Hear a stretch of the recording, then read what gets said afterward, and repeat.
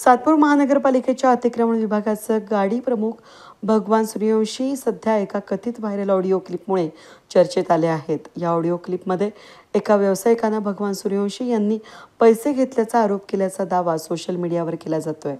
या प्रकरणावर अखेर भगवान सूर्यवंशी यांनी आपली बाजू मांडत स्पष्ट खुलासा केला।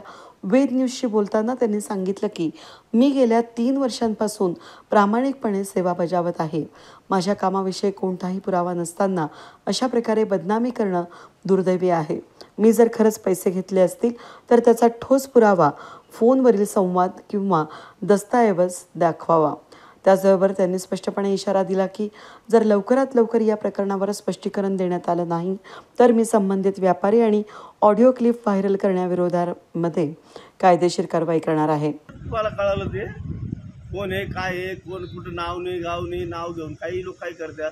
आता आमची अतिक्रमण मोहीम जोरात चालू आहे। याचे किती आरोप झाले आम्ही अतिक्रमण मोहीम थांबवणार नाही। बदनामीकरणाचा प्रश्न आहे ना, कार्रवाई चालूच आहे जोरात, याच्यापुढे कारवाई अजून जोरात चालू राहणार आहे। आणि कोण आहे तो पत्रकार, कधी काय मुलाखत दिली, काय प्रूफ दाखवा, काहीतरी लोकांना दाखवा ना खरं काय खोटं काय, काही संबंध नसताना असं बदनामी करत असेल तर मग आमची मोहीम थांबणार नाही। आमच्यावर किती आरोप झाले असे आम्ही मोहीम थांबू शकत नाही। आता काही बोलत असतील ते काही सांगतील, आपण ते काही मागणी करणार आपण ते।